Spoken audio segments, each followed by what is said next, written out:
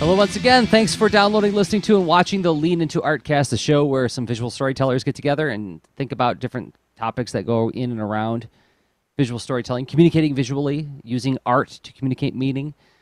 We think hard about this stuff, so you will too. My name is Jerzy Drozd. I am a cartoonist and a teaching artist. The other host is... Hey, I'm Rob Stenzinger, a user experience and game designer. And we're joined by a guest today, another co-host, Brandon Dayton. Welcome back, Brandon. Hey, guys. Hey. Thanks for having me back. Yeah. Brandon Dayton of BrandonDayton.com.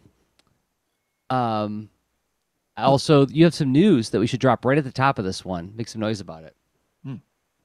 Sure. The comic book one? Yeah. Okay, so yeah, Green Monk, Blood of the Martyrs. This is a title. I'm finished. It's going to be coming out. I'm saying this so awesome right now. It's going to be on shelves this September from Image Comics, and pre-orders for it have started this week. So you can pre-order Green Monk by going to your local comic store, ringing them up, whatever, sending them a message, and the order code is APR 188362. So. Remember that 188362. Yeah, hey, good memory. Yeah, I'll be posting about that tomorrow. Nice. APR 188362.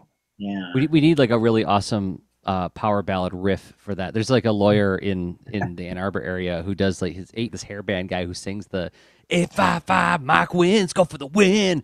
Yeah, like we need something like that for APR. What was it? 188. 188. And then what's the rest? 6, and then the 2 really lovingly at the end.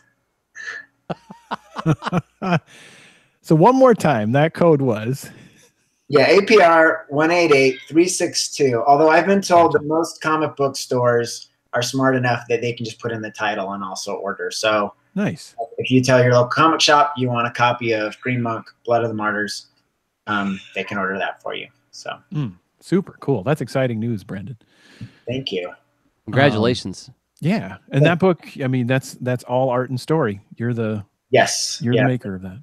Written and drawn by myself. So super cool. With some good help on coloring. So I should mention I had some amazing coloring assistants. So yeah. Well, congratulations on that. Also, good seeing you guys again. I just saw you 3 days ago? 4 days ago? Something like that. Not long ago. It wasn't that long ago. We were all together in Ann Arbor for the Ann Arbor Comic Arts Festival. Yeah.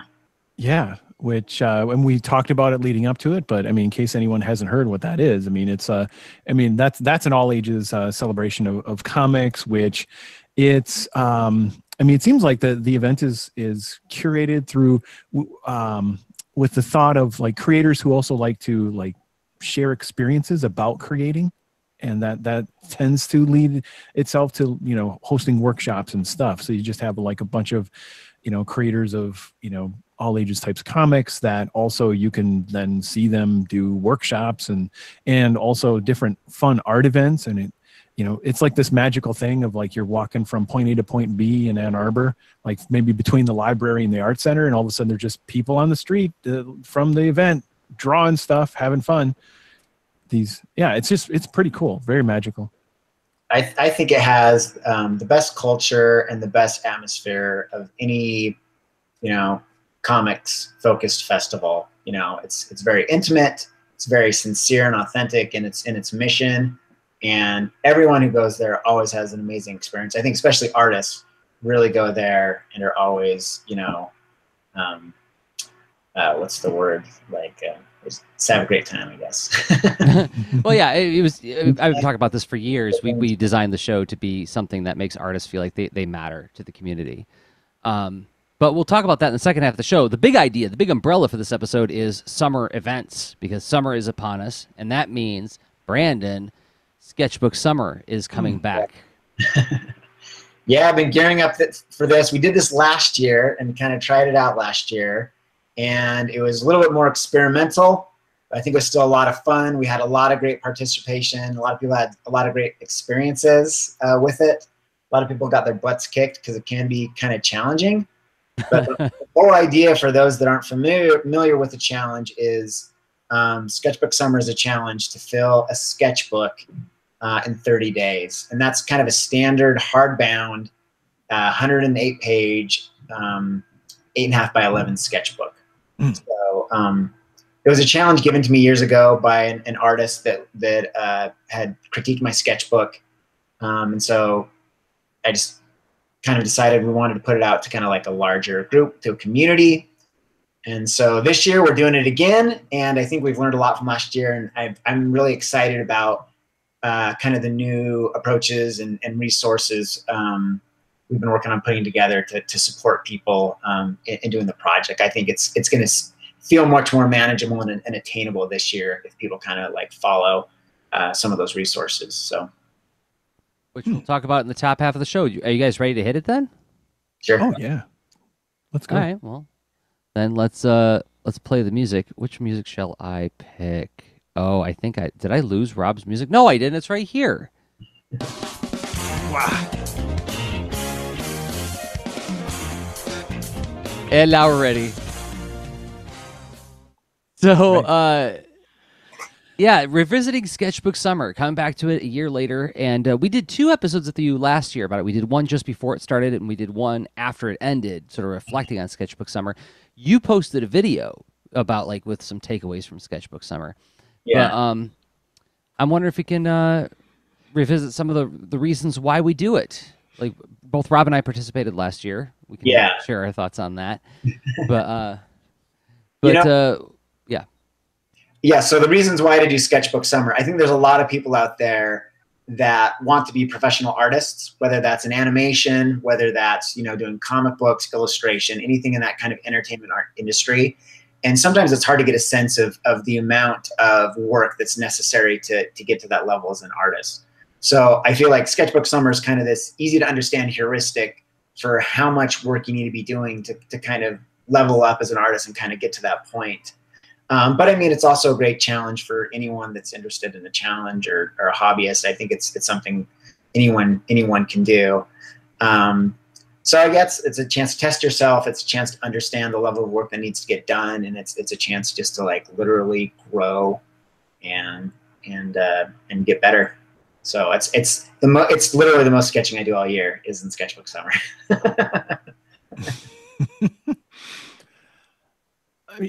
Okay, so what's the what is the why is that the case? I mean, if sketching all the time is if that's the work, I mean, what's the why is I don't know, why is Sketchbook Summer like this burst of activity compared to other times? Isn't there like I mean, I'm not trying to, you know, come down on someone who clearly sketches way more than I do, like you, Brandon, well, and Jerzy, but like this, it's an awesome challenge and event, but wouldn't it be kind of like just another day for someone who is already like really hardcore about their practice? Well, honestly, depending on where someone is in their career, it really should be another day. Like, you know, if you're an artist that's starting out that wants to grow, I mean, because the advice I was given initially was like, you should be filling one of these sketchbooks every month. You know, it wasn't do this once. Yeah. It was, yeah, you should be drawing at this volume all the time. And honestly, there's some people out there that's just naturally, that's what they're comfortable doing. They're just constantly sketching, you know, and those are the people that are just, you know, blow me away with their work. But it's also, I mean, it's one type of way of learning. So, I mean, I compare it kind of to like, you know, learning to sprint versus learning to run a marathon. Like both those things are good types of exercise to use. They just exercise kind of different parts of your body and make you strong in different ways. So Sketchbook Summer is really built to encourage a certain type of drawing, this like volume, fast, sketchy, messy, experimental, you know, but that doesn't mean that there isn't also a place for slowing down, being very thoughtful, putting a lot of effort into study and getting things right. So yeah, there's a time for each one of those types of things. But yeah, Sketchbook Summer is meant to really encourage that really fast, that fast drawing. Yeah.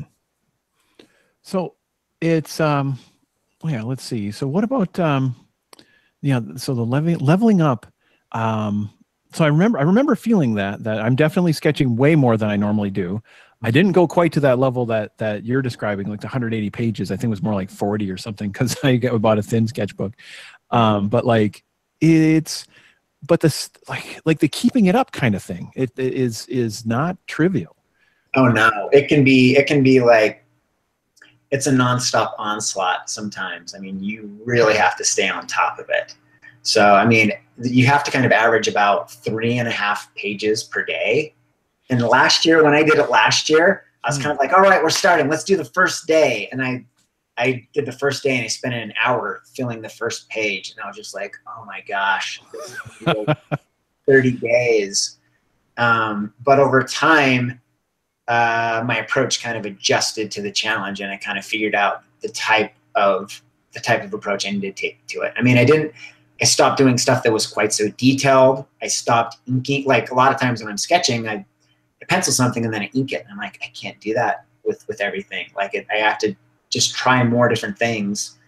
You know, by the end, I did a live stream to kind of conclude it, and it was about 2 hours, and I've probably finished about 6 pages in those 2 hours.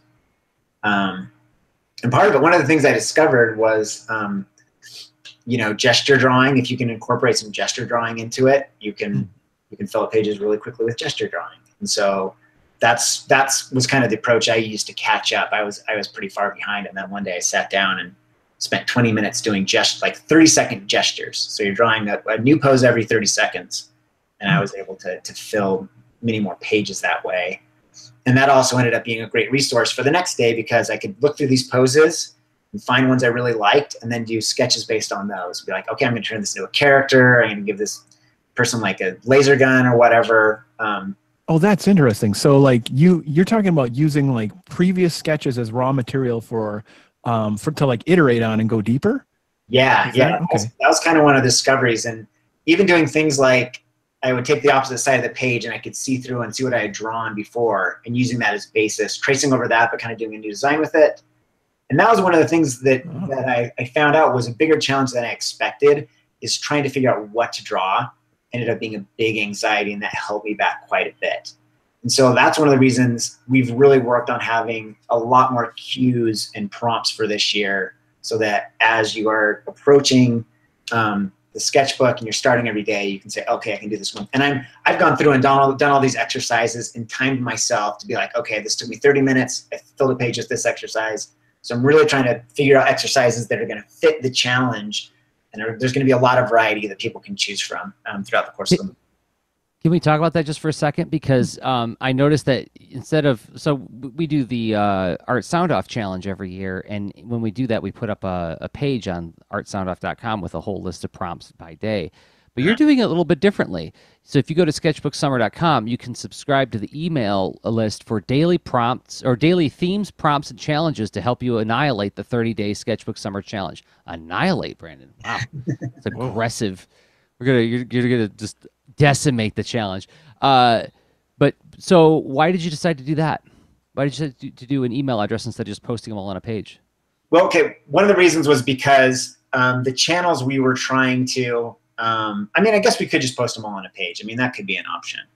Kind of one of the issues we had, though, last year is we were trying to put them out on different channels, whether it was Instagram or Facebook, and neither of those platforms really worked very well. Facebook is, there's something convoluted about how Facebook works, and I'm just never sure what's up and what's down when I'm on my own Facebook page. I don't know if either of you guys have had that experience. Yeah.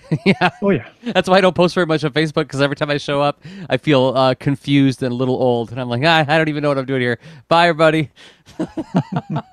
Mostly it was just a way to have a very straightforward way to be like, okay, you're going to get your thing every day to your inbox. And there's going to be a little video, and there'll be a link to, I think it's going to be on Pinterest, a link to some images. I mean, we really could post everything all at once, but I feel like this way it's just going to be a little bit more focused, and people aren't going to have to spend so much time deciding, you know. They can just say, sure. okay. And the thing that immediately occurred to me too was that it offloads the having to think about the list, and it becomes this sort of like daily alarm, like ping, here's my inbox, time to think about Sketchbook Summer for a little while, rather than if it's all there in a list. Yeah, I could pick and choose where I wanted to start. Like, well, I'm going to start with day 28 instead of day 5 or something like that. But having it be like a daily ping is like, okay, it's just reminding you today. Try to make some time for it. If any of these ideas strike you, go for it. That's how I interpreted it. And I thought that was an interesting way to do it. Yeah, and it was a response to last year. After last year, we just said, yeah, let's an email list. I think would be appropriate for it. So, and I think people just feel more supported if it's like they're getting that thing every single day. And it's easy to get, confusing to find. And it's predictable. I mean, this is a thing where, I mean, email is a reliable technology without a mediator in between, right? You're not going through, you know, email portals or platforms that say, we're going to adjust your email flow to be not in a timeline. Your email is going to show up when, you know, however we want. Although if you look at Google's like inbox and all that kind of stuff, the new methods of displaying email, it's getting there. But overall, it's in service of trying to group and organize your email. And overall, it's not actually hiding that it that it exists. I think we both know that the algorithms for like Facebook and Instagram, even Twitter, they filter your stuff before they get to people, you know. Mm-hmm. It's like, I don't want to have to pay money to send people that have already said that they want to see the stuff, you know. Right. That's annoying to me. So yeah, that's a huge upside to email, clearly, is there's no gatekeeper. So what are some other things that's like fresh for this year? I mean, I guess fresh lessons, fresh messages. There's I mean, the event is like the same length as last year? I don't know. What else is new about it? Those are going to be the biggest changes, and I think those are going to make some changes. I'm sure we'll be able to tweak things at the end of this year. The kickoff I'm going to do is a live stream for the kickoff, and it's just going to be me drawing. We did a kickoff last year that was where we kind of talked about it, and it was odd. So, but then I finished up last year with just live streaming, finishing up the sketchbook, and people just watching me finishing up the sketchbook, and I just felt like that was a much better way to do things. Plus, you have a chance to actually show, here's how I'm doing the challenge. I get a chance to model how to do it. So I'd rather kick it off that way. So this year, I think that's what I'm going to do as well. So I'm going to kick off modeling, you know, how you can start the challenge and show people, okay, I'm going to go through 5 or however many pages in the matter of 2 hours and give people a sense of how to start the challenge and how to jump into it correctly. And I mean, honestly, one of the biggest things, this whole like gesture thing that I talked about, I'm going to be doing a video, not this week, but the next. So it's going to be the first week of Sketchbook Summer. I've got a big 45-minute video about doing gesture drawing. We'll actually go through a whole 45-minute session. And so hopefully that'll be another resource for people to see, like, okay, this is how you do, you know, this gesture approach to it. Oh, that's cool. So, extra, you know, seeing someone doing this in action, like one of the main facilitators of the event. That's super cool. Oh, one of the big thing that we're doing this year that's kind of new for this year was last year, you know, just as I was finishing the sketchbook on the very last page, I was like, you know, I'm going to do a hand turkey on the last page. So I just kind of did a call out to everyone. I'm like, hey, anyone finishing up your sketchbook, do a hand turkey and send me pictures of your hand turkey. So I just decided, like, that's going to be now kind of like the official way that you like finish the sketchbook is with the hand turkey. So anyone that actually finishes the challenge, they do the hand turkey on the last page. They can send that to me, and then there's going to be like a hall of heroes of pictures of That's cool. So if you go to the website, it's already set up in 2017. There's just myself. But people just need to send in like a flip through video that shows, you know, dating on the first and last page and picture of the hand turkey, and then they can be in the Hall of Fame, the hand turkey Hall of Fame. Yeah, I was scrolling. Oh, there it is. Yeah, I saw that one. I was scrolling through the Instagram feed from last year, and I saw this one in there, and I was wondering whose that was. Now we know. It's mine. It's a hand turkey with a throwing star and some kind of future gun and pants and a devil tail. And so that's like the finish line. But what about starting out? Starting out is like, how does one? So, is the email list the only official way to participate, or is there like how do you commit to this thing? Email is the best way to participate. So I recommend people go to sketchbooksummer.com. You can sign up for the email list there. We are also going to be, posting things on Facebook and on Instagram. So those are also good options. And, subscribing to my YouTube channel, just, Brandon Dayton on YouTube. I'm going to have some videos throughout the course of the month that are also going to talk about different challenges. I'm going to be sending out some little videos that are going to be explaining challenges, and then I'm going to have some longer forms ones about once a week throughout the month, going a little bit more depth into some of the challenges. Can we talk about some of our experiences last year doing it, Rob, you and me? Yeah, sounds good. I'm pulling up your video of flipping through your Sketchbook Summer sketchbook. Yeah. So let's see. Like I said, I did I did, what do you call it? I got one of those Moleskine 3-packs where it was like 40 pages per little booklet. And these guys, is it like one of these, Rob, or? Yeah, like one of those. Totally. Just like the little paper card. What are those? Like the craft cardstock cover. Yeah, like simple cardstock cover. And it's a pretty portable sketchbook. That was nice, but definitely had a lot less pages than what Brandon was talking about. You said what, 100 and what, 80? 108. That's pretty standard size sketchbook. Okay. You need craft store. Yeah. Wow. All right. So I did, and you're saying both sides or one side? Both sides of the page. Yeah. Both sides. Curse you all over the place. Both sides of a page of 180 pages. 108. 108. So okay. You'll find them 108 and 110 are the most standard page counts. If I had a table to flip, I'd flip it. Anyway, that's a lot of pages, but okay, fine. Well, one other thing to note is this year we're offering 2 alternative challenges. Oh, okay. We're doing it if you don't want to take on the full challenge. We call the whole tamale. That's what it's called. Oh. There's alternative ones. There's the daily devotee, and that's just you sketch every day, and you can just do the challenge every day. And then there's the little tamale, and that just means you get a smaller sketchbook. It can be like however, just little, and you still have to fill it all the way up, but having a smaller sketchbook's easier. So those are the 2 alternates, and I don't know, maybe we'll figure out some more after this year and see kind of what people think. Wow. So it sounds like I'll be doing the little tamale.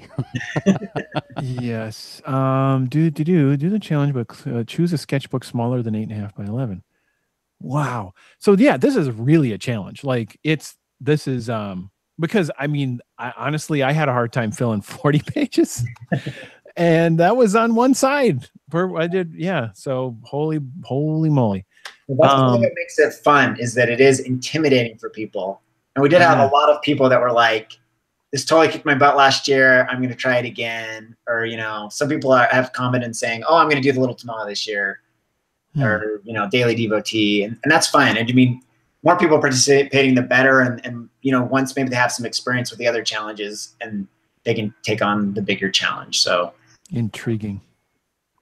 So that's cool. Okay, so it really gives you a sense of victory at the end of it, Right, because I mean, honestly, so Jerzy flipped through my sketchbook, and it was I found it very satisfying. So this was I think I was close to like the daily devotee, I guess. Yeah. Is roughly what I worked on last year, and I found it's immensely challenging and very satisfying. It's neat to see your work and effort accumulate, and to get that that amount of practice. Because I mean, even the experience of sketching for me, it just calms me. It's very relaxing. That alone is a neat experience to have more frequently. That was one of the big paradoxes, is what I was like, there was so much anxiety of like trying to finish this challenge. But at the same time, I would find myself like so chill, like sketching, and just feel like so relaxed while I was sketching, you know? It was the weirdest thing. But yeah, that was totally the case for me too. Well, that's promising at least. So then you can just freak out when you're not sketching, and then you better get to sketching so you don't feel so terrible. Yeah, exactly. You know, that actually sounds pretty close to my life experience with working on deadlines, right? It's like the stress of when I'm not working on it is when I'm not working on it is when I feel the stress. When I'm working on it is when I get lost in the work, right? Yeah. And I'm not thinking about the larger issue. I'm thinking about whatever is right in front of me at that moment. That actually rings true. Well, did you have any experience you wanted to review on that, Jerzy? Well, I didn't finish, but I did notice that there was not a sense of FOMO or shame associated with that. I got caught up in other things, and I was like, man, I let it go. I wish I would have done. The fact that it's not a daily check-in, well, the daily devotee is a daily check-in, but like the whole tamale and the little tamale I didn't see anything in there. Yeah, just the deadline is 30 days. Do it all in 30 days. So if you miss a few days, it's not that big a deal. You can, pick up the slack later on. So I think that the fact that was there prevented me from feeling like, oh no, now I got to play catch up for 5 days, right? Like with Inktober or something like that. Like you always see those Inktober posts where somebody's like, sorry, I missed 3 days, so I'm going to post 3 Inktobers in a row. Well, the secret of Inktober is that people front load Inktober. They get their stuff ready before Inktober, and they post it every day throughout the course of the month. I don't know how many people actually do all of it throughout the course of the month. Wow. Well, that's my cynical take on Inktober. There were some people. Oh, there was some stink raised last year, wasn't there? Where some people were actually like penciling it ahead of time, and some people were angry about it. It's like, oh, just calm down. It's just a fun drawing challenge. No, and it's not something that I'm offended by that people do that, but I mean, people do that. I've heard. So, a friend told me. Yes. So no, it's just I would look forward to taking it on again, and I think the same thing that appealed to me last year holds true for this year. Is this idea of having no agenda. Like I've always tried to hack drawing challenges in the past with like, oh, I'm gonna do Inktober and I'm gonna do product development for something else while I do it. Right, the things I sketch are gonna be development for another book I want to do. But the way Brandon and Matthew have arranged Sketchbook Summer really invites you to just be playful with it and like pointing to the benefits of engaging with art in the spirit of play. So rather than trying to think ahead and come up with some kind of grandiose plan, I just want to make the commitment to doing it publicly. And I'm just wondering, like, if you could just close out this section, Brandon, with like a few thoughts on accountability and how do you think about accountability to something like this? And have you thought about that in terms of how the project is designed? Well, I feel that for myself, certainly. Do you mean for people that are participating? Is that, I mean, for myself, I feel very heavy pressure to model doing and being successful in the challenge. So last year, for sure, I had to finish the challenge. That was important to me, and it's important for me this year that I do that as well. But the thing about that pressure is it taught me how to finish the challenge, and I figured out a lot of ways to, it forced me to be inventive without cheating about how to approach the challenge. And so that's the stuff I can bring this year to other people and say, here's how you want to do it. It's hard to say with other people as far as accountability is concerned. I feel like it's kind of like the analogy I've used before is it's kind of like this challenge, like, hey, who can lift 300 pounds of whatever, and it's like, it's kind of a dumb like to have that really specific, benchmark. Everyone can lift a different amount, but you pay attention to what you lift last time, you try to lift some more. So I just want people to give it a good effort, and challenge themselves. And if they did it last year, to be like, okay, I'm just going to get farther this time. Did I only do 70 pages? I'm gonna get past 70 pages. That's going to be my goal this year. So I don't know. It'd be cool to think more about having some sort of mechanism where people like commit and like publicly put their name up and say like, I'm going for it. Mm-hmm. I just been thinking about this, and I think we talked about this metaphor last year. This couch to 5K thing, which is like what I used to finally, stop being so sedentary and get out and jog a little bit.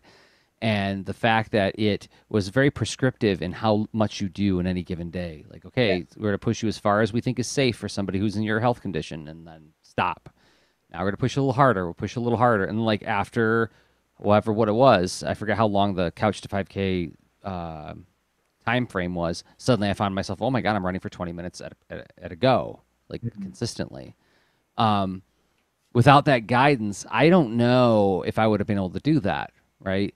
So I think about like what you're describing, where it's like, okay, well, here's what I did last year. I'm going to try to do a little bit more. So when I say accountability, not accountability in the sense of I finished. Oh, you didn't finish. You weren't accountable. But accountable in the sense of like I remember very distinctly that night before I went out to jog for the first time. I was like, okay, tomorrow I'm doing it. That's just all there is to it. Yeah. I just know I'm going to do it. And then I did it.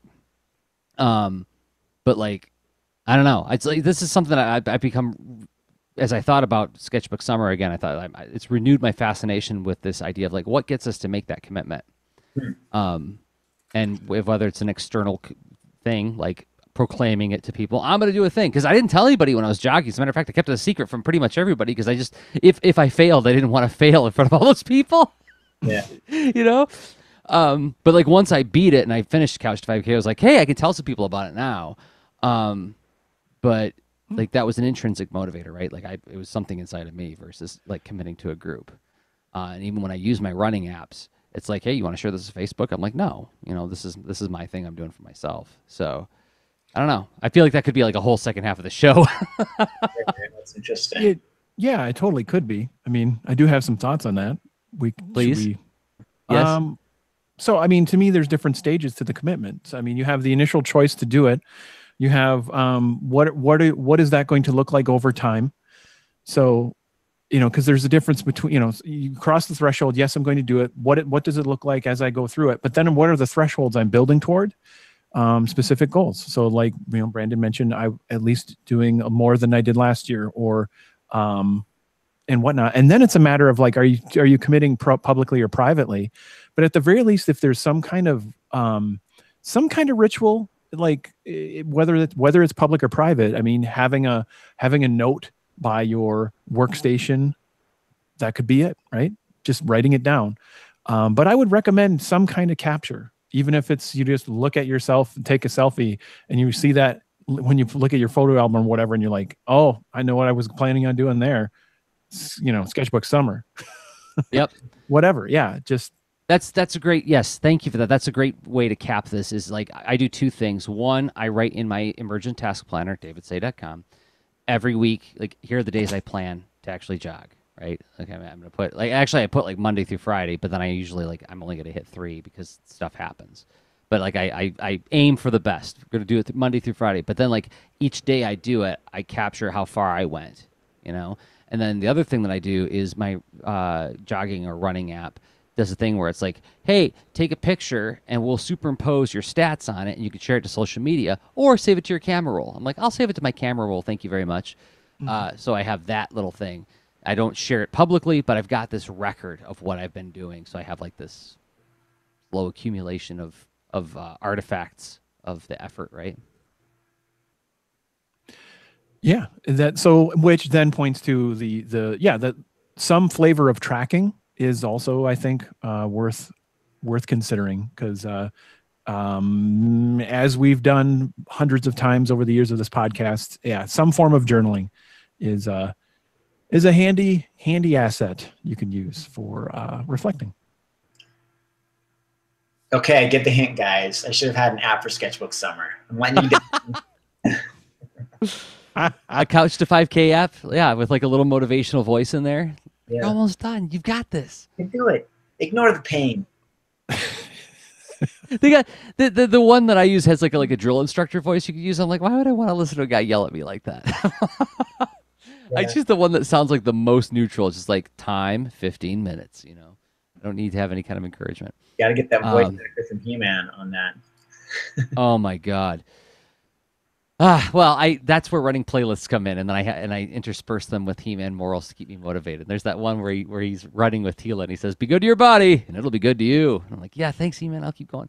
But I think it's time for a break. Sketchbooksummer.com is the website where you should go if you want to participate.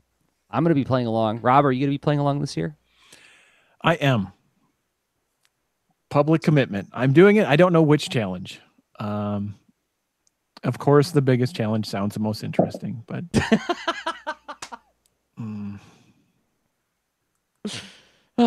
Well, the very least challenges. I'm really like proud of the challenges we put together this year, so I think people should be excited about them. Very clever. Yeah, I mean, again, yeah, the whole tamale, the daily devotee, and the little tamale. Those are, each of them is tempting in its own way. So we'll see. Yep, agreed. All right. Well, how about we take a break, then we come back and talk about summer events like A2CAF a little bit. Like, let's decompress a little bit from this intense weekend we all shared. But before we do that, we're going to take a minute and 30 seconds to talk about some people who make this show possible. Those people happen to be the folks who support us on Patreon. Patreon.com/leanintoart is the website you can go to. Once again, patreon.com/leanintoart. I'll say it a few more times in a minute. What is it? It's a way for you to give us a monthly upvote, for you to say, hey, I believe in Rob and Jerzy, and I believe in the stuff that they make. I'm going to chip in $1 a month or more, whatever you can afford, to help make this show more sustainable. We want to thank 5 people who've been doing exactly that. First up, Nathan Seabolt. Thank you, Nathan, for supporting the show, for believing in us. You can find Nathan at N_Seabolt on Twitter. Also, Esprit Devera. You can find Esprit on Twitter at WeAreLA Tech. Thank you, Esprit. And India Swift. Awesome illustrator and animator and cartoonist. You can find India on Twitter at Old Swifty. And also, Mirjam.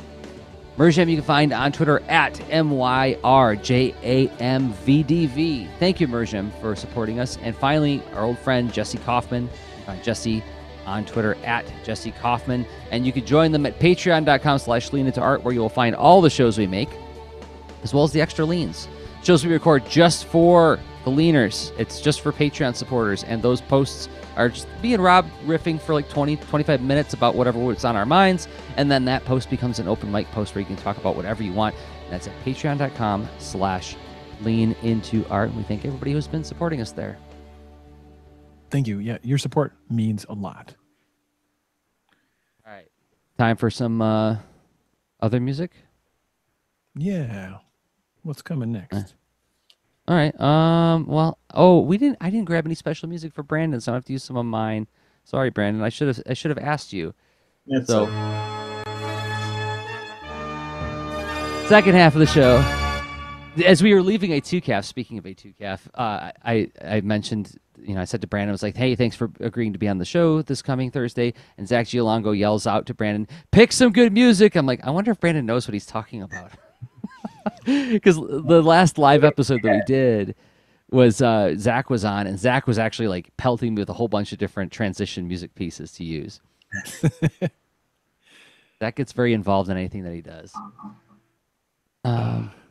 Yeah, that's not a bad idea. And actually, right. I mean, anyone we have as a guest, that's a great idea to make that a tradition. Also, curious what the leaners out there on the internets are thinking.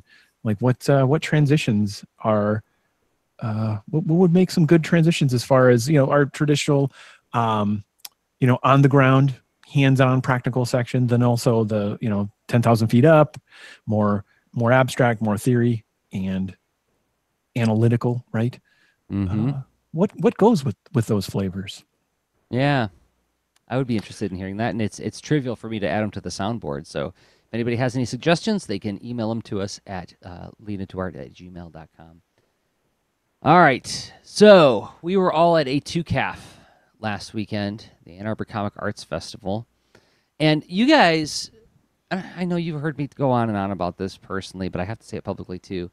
Thank you guys so much for donating your time to provide memorable experiences or meaningful experiences for young people. That's something that I find to be like one of the noblest things a person can do.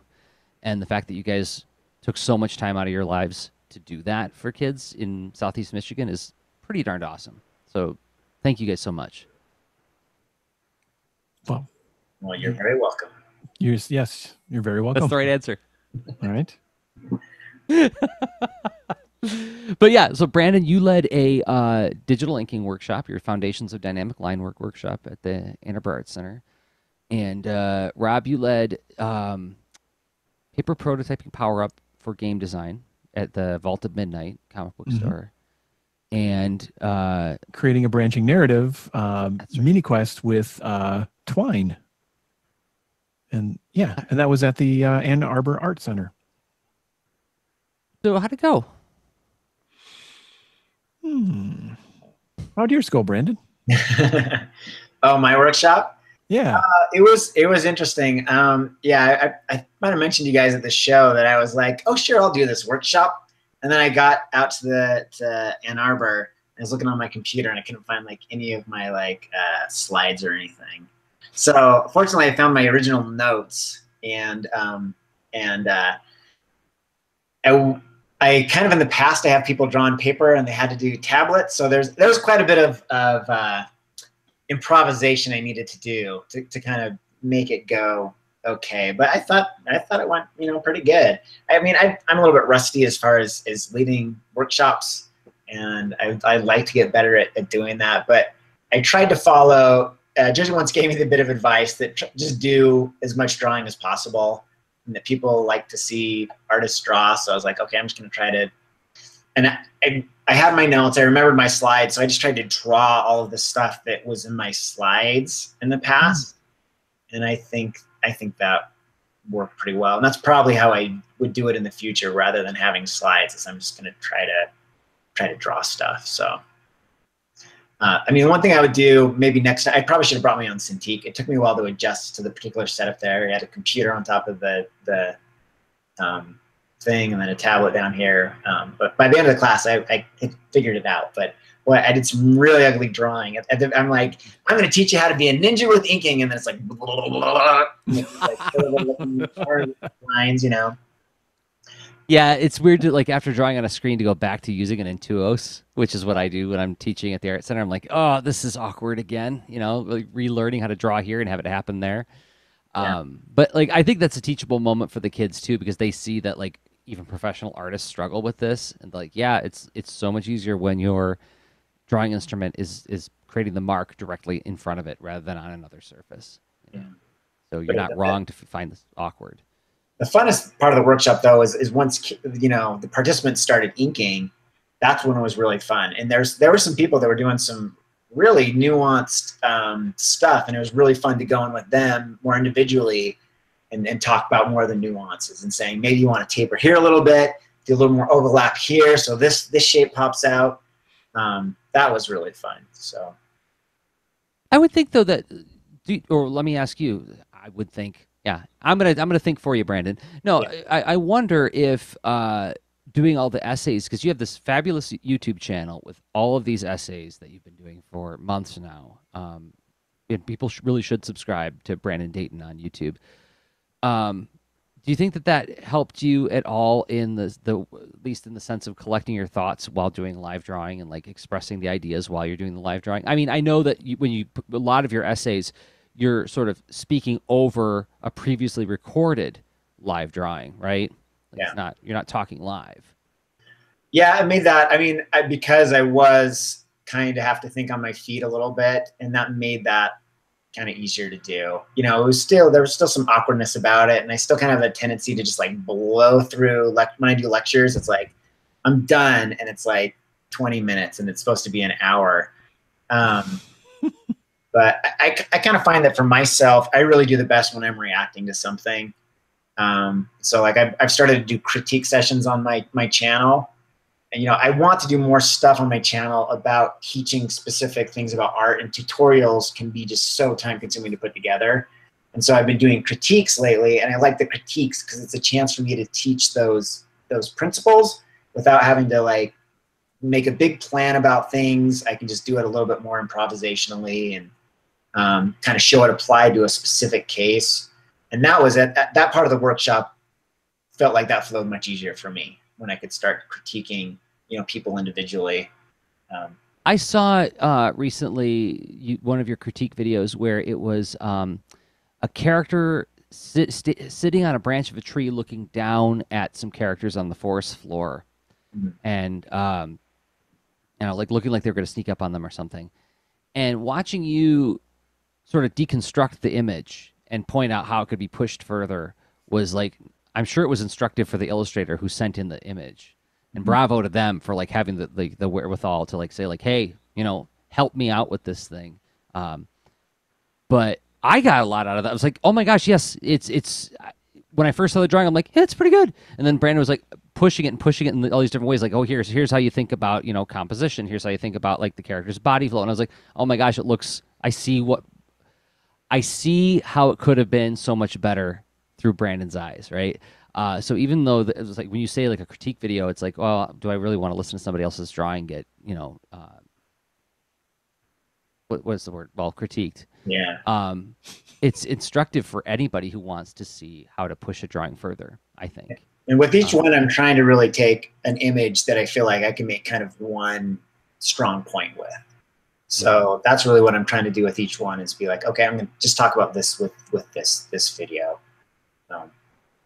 That's kind of the idea. And those are the pieces I'm looking for too, or pieces where I feel like, okay, this I can really just focus on kind of teaching this one idea with this piece. Yeah, and also the like reacting to something in the classroom means that you're actually responding to somebody's immediate need right there and then, and it feels much more direct and useful rather than just pontificating, right? Yeah, absolutely. What about you, Rob? How did your events go? Any thoughts, reflections, interactions that stood out to you? Because unfortunately, I didn't get to attend either of you guys' workshops, and it bummed me out. I really wanted to see, at least pop my head in. So I didn't see how it went. I only heard after the fact from the venues. Well, I mean, I think both were successful. Let's see, the Twine workshop. I mean, so both I prepare way more content than I need, right? And this is, but I know I do this, and in part, it's like I have a set of interesting things that I can present to the group to then get their reactions and sort of get the whole, get the live experience churning and moving. So people are engaging and trying things out and then coming up with their own insights and questions and getting stuck. And then that becomes this little, it's like, that's the engine of the workshop for me, where if people are, putting work in and then coming up against the boundaries of like what they're learning as far as the tool, like for instance, Twine is super approachable. It's this, we did an episode a couple back in our feed of Lean Into Art that covered some basics of Twine. And so if you're in a seat in a workshop and starting to put some stuff on the, you write some text in there, maybe add some links, and you see how it starts to work, where now there's like, there are passages filling out in your story map, and now you can add more links and decisions, and you're interacting with your idea of why are you doing this and where are you trying to go with your, what you're composing as a piece of writing for someone to interact with. But you're also getting curious about like, well, I kind of wish I could show an image or play some audio or what have you. And then it's like, well, here you go. Now your curiosity in the context of what you're doing, it's meaningful instead of just piling on. Well, and guess what? Twine can do this, and then this, and then this, and then this, and oh, time's up. And it was just this big, relentless, freight train commercial for this thing that people didn't get a chance to interact with. And that's totally what I don't want to have happen. And it didn't. So of course we got through like, a tiny fraction of what I prepared. But I also prepared. And so what's funny is there's nothing like having something like that prepared and then testing it live to see like what's a reasonable volume for a chunk of time. And then if you're an artist who's like, well, I do want to share my knowledge through my blog or a YouTube channel, or if you want to sell workshops or something, right? here you go. Like, you know, field testing them is pretty darn valuable. And now it's like, oh, okay, I kind of see the chapter breaks in like the content that I prepared, right? And I think that's pretty darn useful. Let's see. Then, yeah, as far as the paper prototyping workshop for video game design, that was there's a couple of, let's see. So presenting a workshop at A2CAF is a little bit different than when I've presented workshops at, like, you know, a local video game to Minneapolis convention called 2DCon, or other conventions where I presented at, where it's like, there's kind of a casual browsing feel to the attendees, where it's like attendees of A2CAF, there's a portion that will be at your workshop in the beginning, then there's probably a portion that will show up toward the middle, right?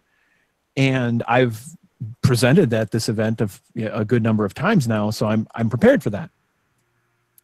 And so knowing that ahead of time is really good, because you really do need to think about how do you bring people into the experience, and then what shortcuts are you going to take to try to get everyone back to the same page, right?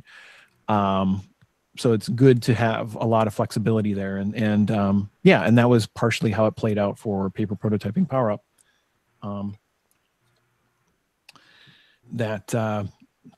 mean, that's a whole experience. It's a series of constrained design exercises to get a whole game concept out of your head, and then to essentially do some imaginative walkthrough to play test it. And I'll be darned if like everyone there got through it, but even though some folks started late, whatever, I did pull some shenanigans, because I more or less roped in one of the parents, who was a totally great sport, to be like, they came in, a bit late, and they were like, oh, I don't know, should we go or whatever? I'm like, no, come on, sit down. I'm like, getting them all set up. And, but like in doing that, I don't know if it's shenanigans on my part, but I was like, had a quick aside with the parents in that group. I was like, well, hey, are you good with like being my co-facilitator here to help out as we go back and forth and get you guys caught up? And honestly, it's like, what are they going to say? So yeah. One of the parents who had been there since earlier, you sort of roped them in to help bring the other class. The one that came in. And wow. As I was welcoming them in, I was like, they seem, I don't know, you just got a feel for people, and you're like, this person might be a sport and up for it. So yeah, I don't know. I gave it a try. I gave it a try, and it worked out. So the penalty for showing up late is you have to help teach. Yep. That's great. Anyway, I wonder if we're coming up on final thought in a minute, because I want to get, so like one of the things that I felt like was kind of brought to my attention this year more than other years was this sense of investing in a community, in a local community. And I think it was like kind of brought to my attention in the fact that like there were kids there who were tabling at the show who have been my students for 6-7 years, right? Now they're like in their late teens, they're graduating high school now, and I've known them since they were like 11 or something. And more than a couple people said something about how this event, because it's mature now, it was our 10th year of doing the show, they were remarking on how neat it is that there's this thing that is like so invested in the youth of its community, and we're beginning to see the first inkling of what that means by virtue of the kids who are now young adults who are participating in it. And I know, Brandon, you have some strong thoughts on this idea of investing in your local community. And I had a lot of fun talking with you about it for like what little brief snippets we got during all the other nonsense that was happening. I wonder what do you guys think about using that for our final thought on this episode? Okay. Yeah, hair standing up in the back of my neck when you start talking about stuff like that. Summer events. Yeah, go ahead, Rob. No, I think that does sound. That sounds great. I just want to, and so we're about to jump. That sounds like an awesome final thought, right? That's where you were going with that. Mm-hmm. So the meaning of investing in a local community. Do you think we covered enough about A2CAF as far as, Sure. you know? Is there? Well, I mean, we can hit another point on that. I had like a whole bunch of bullet points here, but I wanted to respect Brandon's time, and I don't know if there was anything else. I guess we could put right here before we go to our next ad break.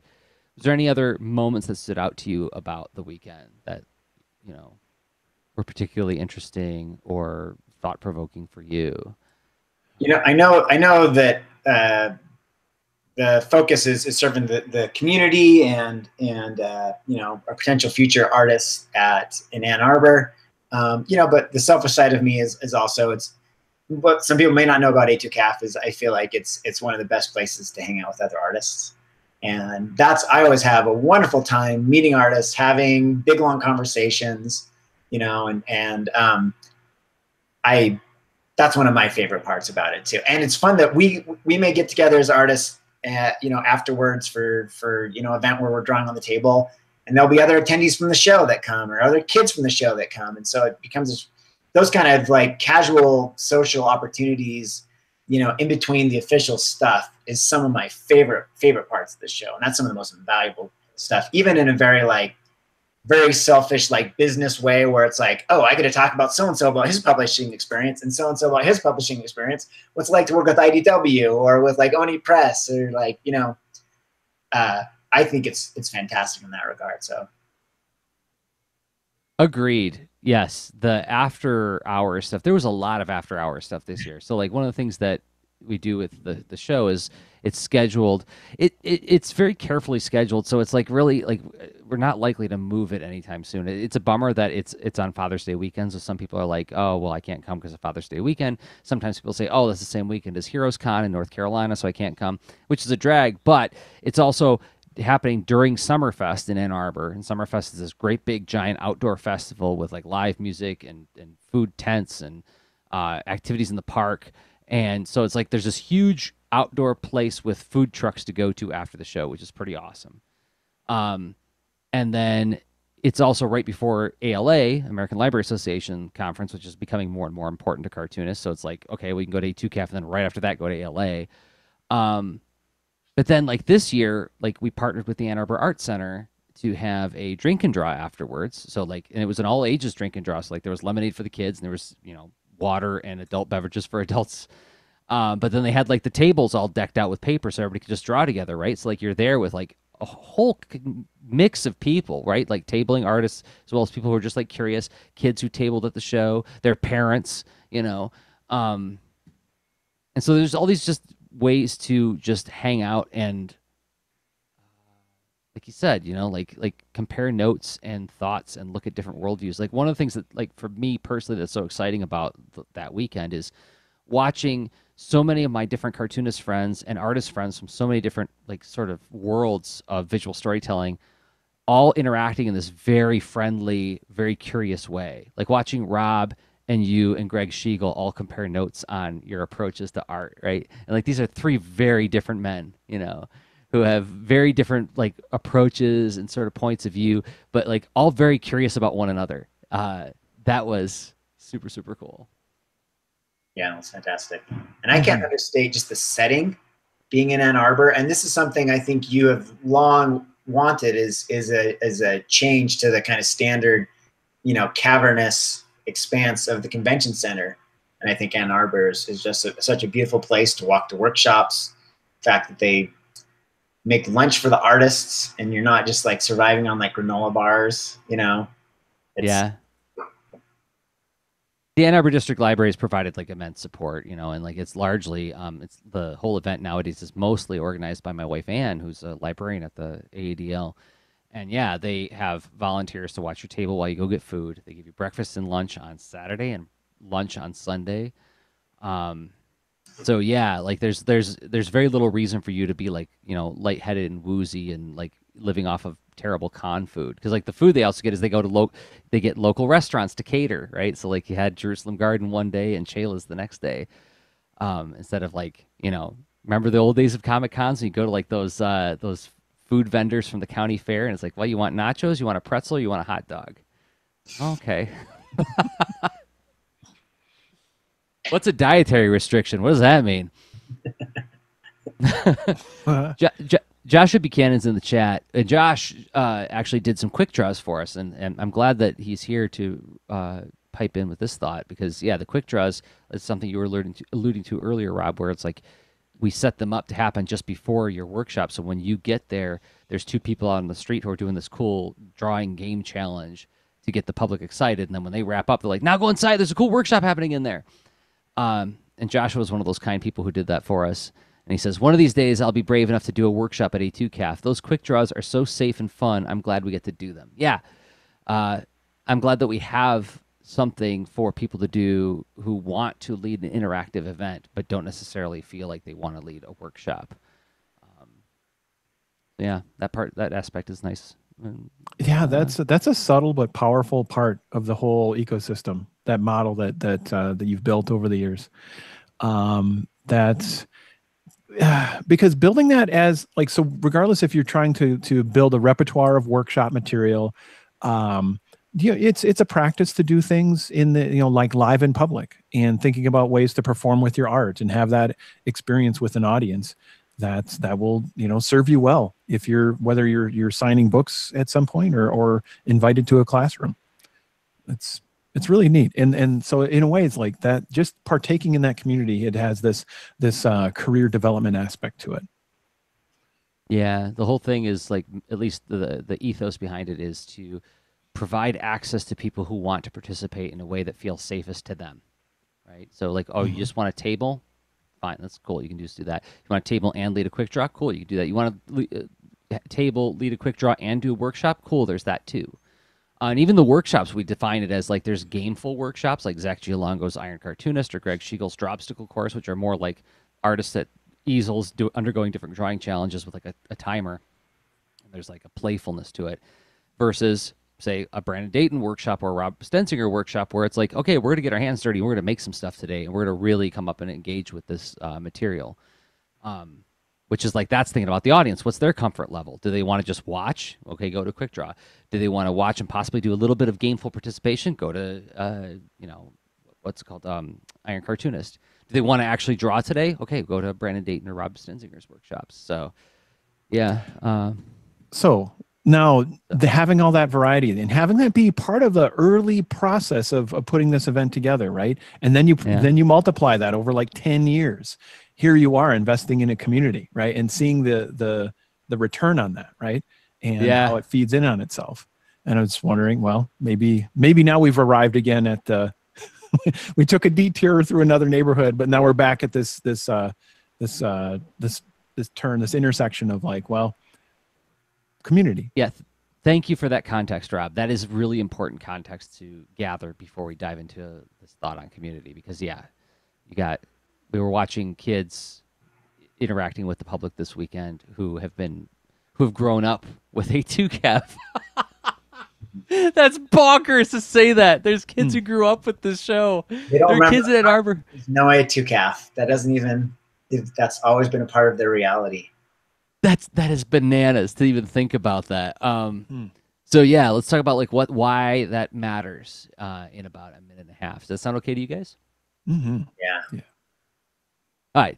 So while you guys collect your thoughts on this, I'm going to do some talking about some other people who make this show possible, and those people happen to be us. We make this show possible. Rob and I, we make art, and then we come to this show once a week to talk about art with wonderful people like Brandon Dayton.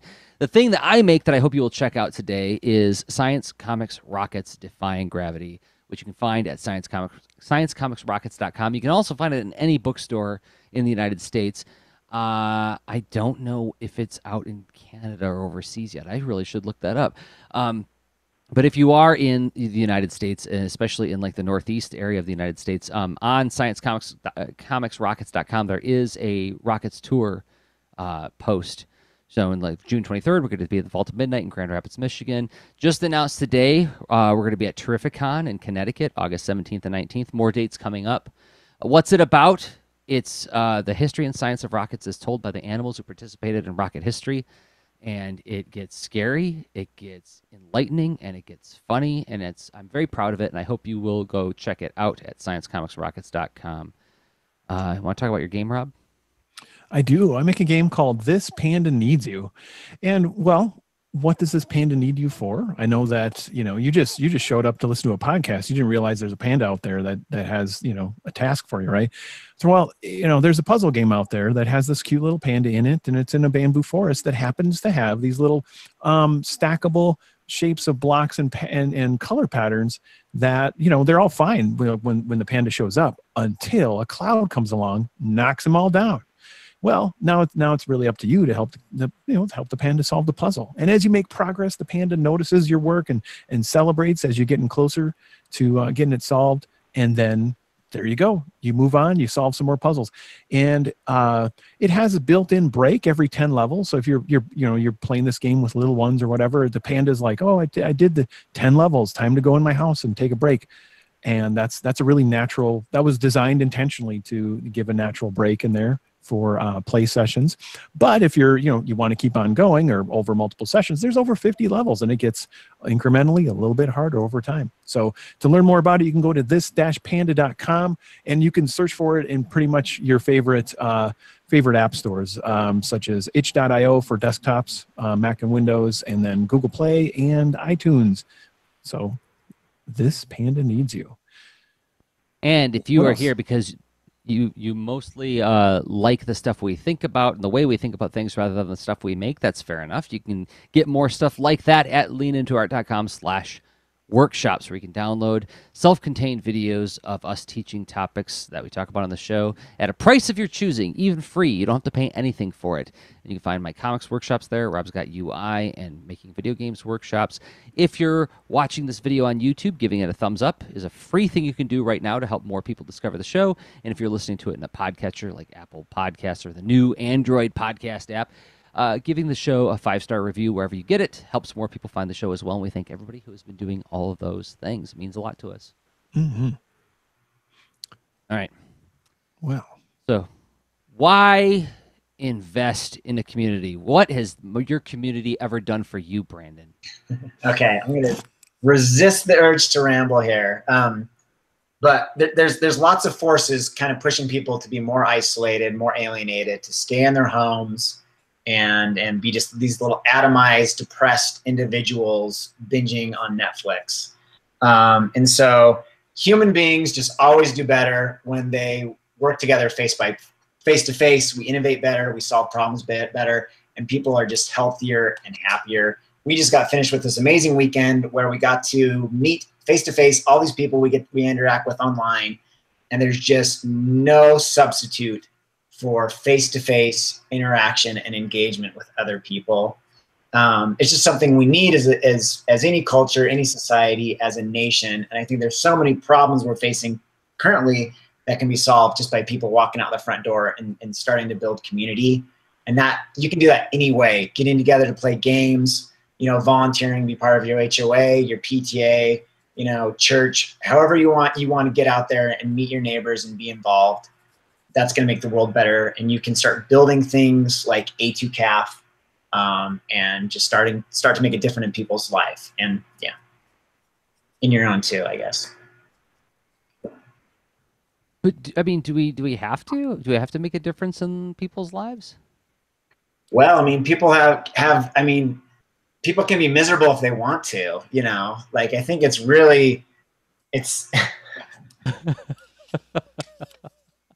it's just a matter of whether you want a fulfilling, meaningful life or not. And I think you have a very good chance of having a much more meaningful, enriched, and happy life if you choose to engage, especially in your local community. And there's also a practical sense of it where there's this idea that what happens on larger scale matters less the more you invest in your personal community. The stronger your community is, the less that it's going to be upset by larger forces and larger disturbances. So there's a little bit of a prepper thing going on there too. Oh, okay. So like the sense that I know my neighbor's name. Yeah. I know what's going on in their lives. If some calamity strikes, we know we can lean on each other. Absolutely. Circle the wagons, help each other out. Neighbors watching the kids, that type of thing. I mean, becomes a real thing when you know people and when you interact with people.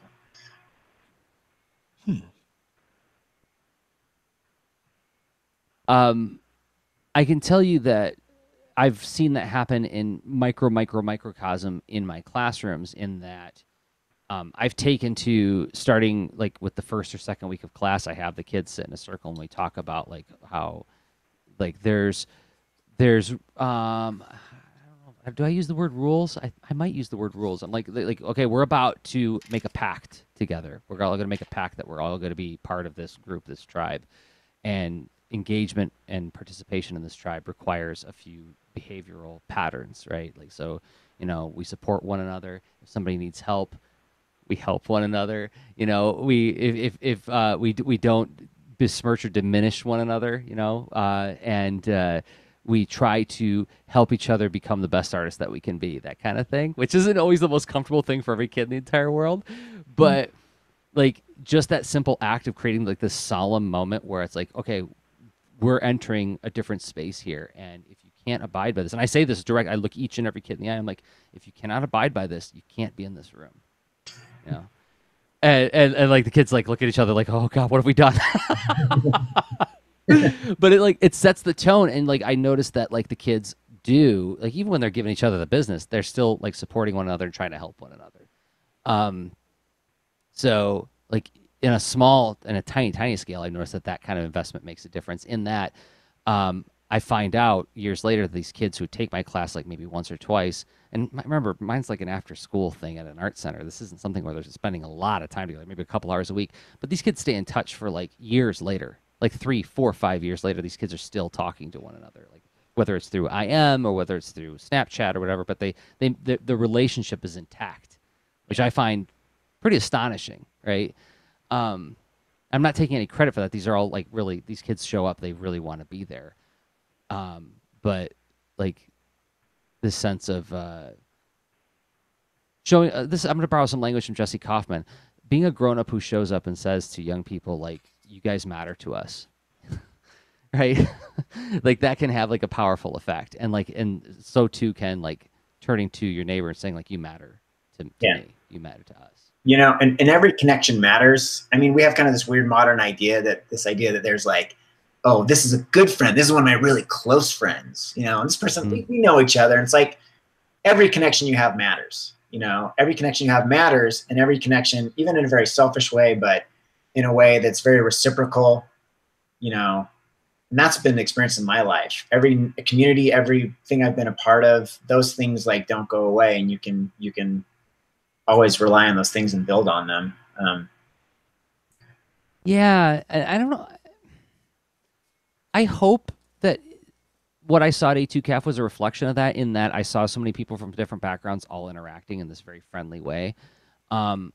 Maybe it's an age thing, but I remember my early days of going to Comic-Cons, there was a little bit of this cliquishness. I don't want to say like a mean cliquishness, but there was like you had to overcome some serious hurdles of trust building in order to like gain access to talking with different people. Whereas I feel like A2CAF is the kind of place where you could walk up to a complete stranger at another table and just strike up a conversation.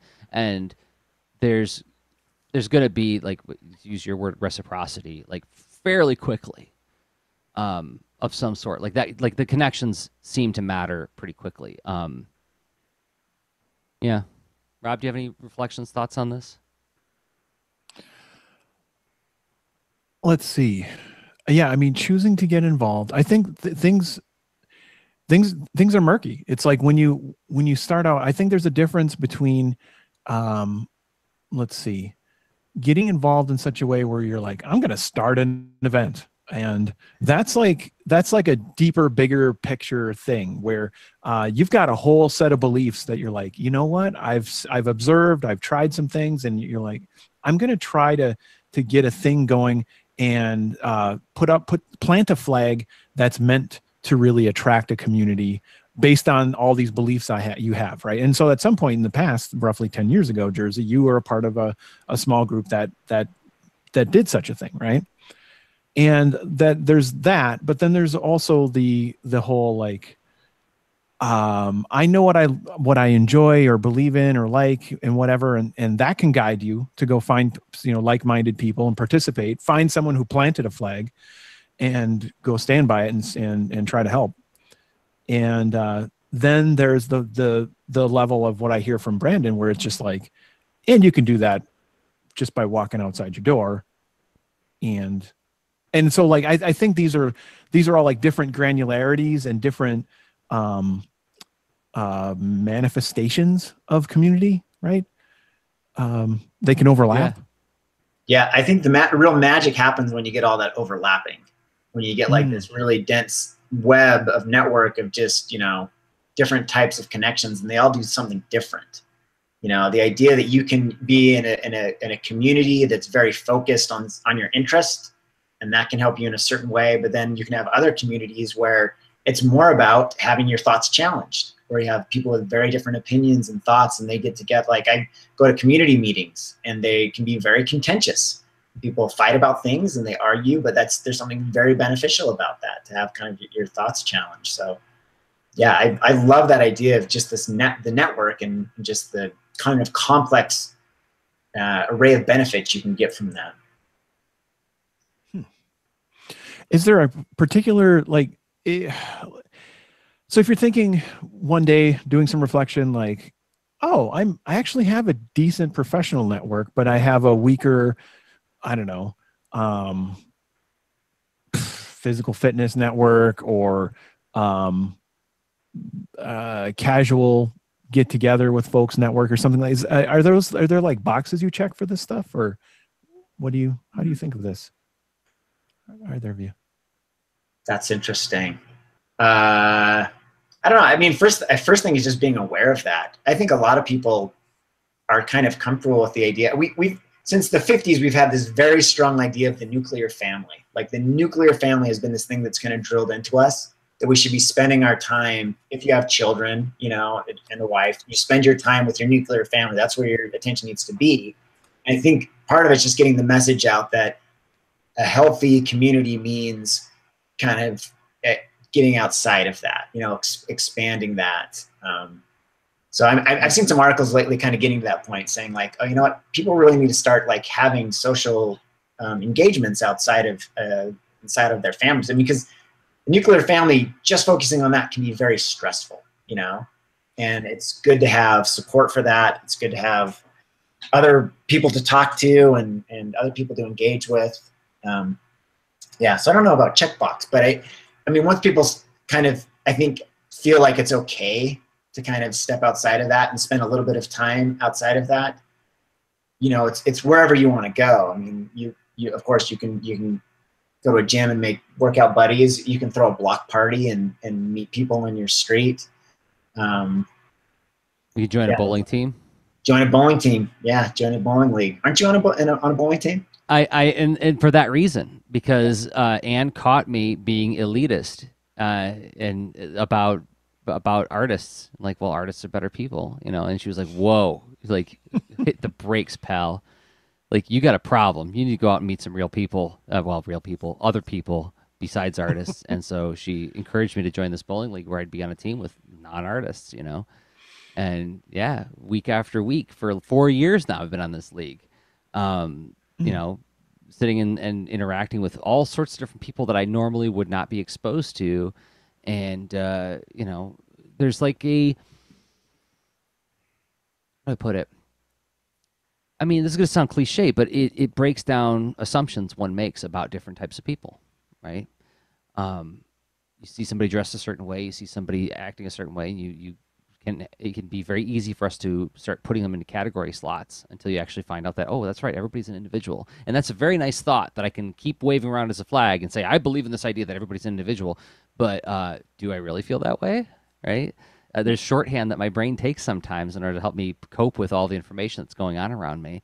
And another aspect of investing in your community is reminding yourself of that simple lesson as well. Everybody's a different person with their own background and their own struggles and their own beliefs and their own aspirations and their own needs.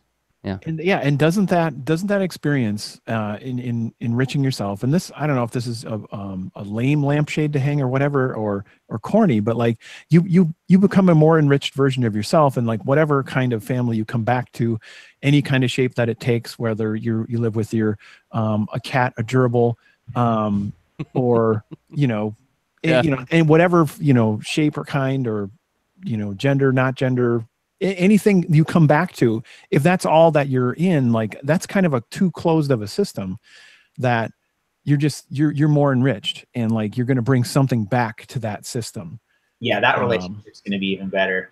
That's when there's Ray Oldenburg, who wrote the book Great Good Place. He makes that point specifically. I mean, it's the point he's making is very gender specific, but I think it applies broadly. He kind of makes this point that specifically men socializing with each other, and that it's better for relationships with their wives. So yeah, very gender specific, but more broadly it applies. I think that idea that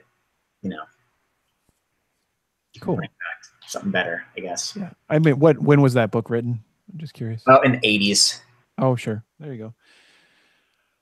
Good techniques, but yeah, it sounds like culture of its time. Yeah. Well, guys, I think we did a podcast. Thank you so much, Rob and Brandon, for this discussion and for last weekend, and everybody listening and watching. I'm sure you've already come to this conclusion, but you would do well to go to any event where Rob and Brandon might be. You will have discussions just like this was what we were doing like all weekend long, with like a little bit of silliness in between, but a lot of this kind of talking was happening all weekend. It was wonderful. So thank you, thanks Jerzy, for that too. Okay, let's make one more last noise about Sketchbook Summer, which starts in like a week. Yeah. So sketchbooksummer.com. You can sign up for the email list to get daily themes, prompts, and challenges to help you annihilate the 30-day Sketchbook Summer Challenge. And then also, probably the first email is going to go out tomorrow, so that's kind of my plan. So, oh, cool! Sign up tonight. Sign up right now. Also, let's do the diamond code one more time for Green Monk. APR 188362, or just ask for Green Monk at your local comic book shop. All right, or ask for Green Monk at your local comic store. Go out and order it. You will not be sorry. It is a gorgeous, gorgeous comic. Can you still read it on Tapas, or did you have to take some of it down for the launch? You can. They haven't really asked. I should ask them about that. But the first 48 pages are black and white on Tapas, and they're going to be full color in the graphic novel. Cool. Super cool. Green Monk, Blood of the Martyrs by Brandon Dayton. So thanks again, Brandon. And let's see. This is the part where I say we record the show every Thursday at 10 p.m. Eastern Time, 9 p.m. Central. We broadcast it live on YouTube as we do the discussion. And then we collect it as a podcast at patreon.com/leanintoart.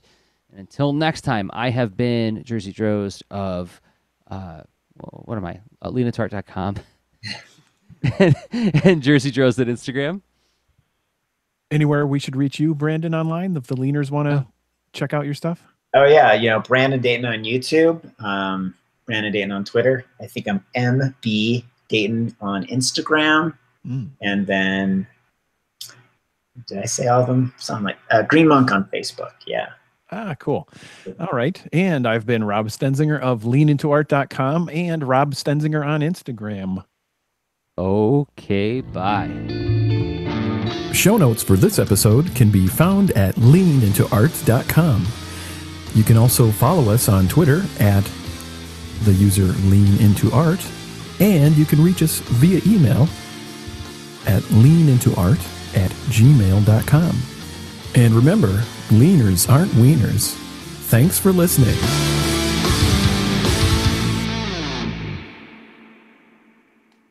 All right, I'm going to shut off the stream. Thanks, everybody, for hanging out with us. Yes, thank you. Yeah.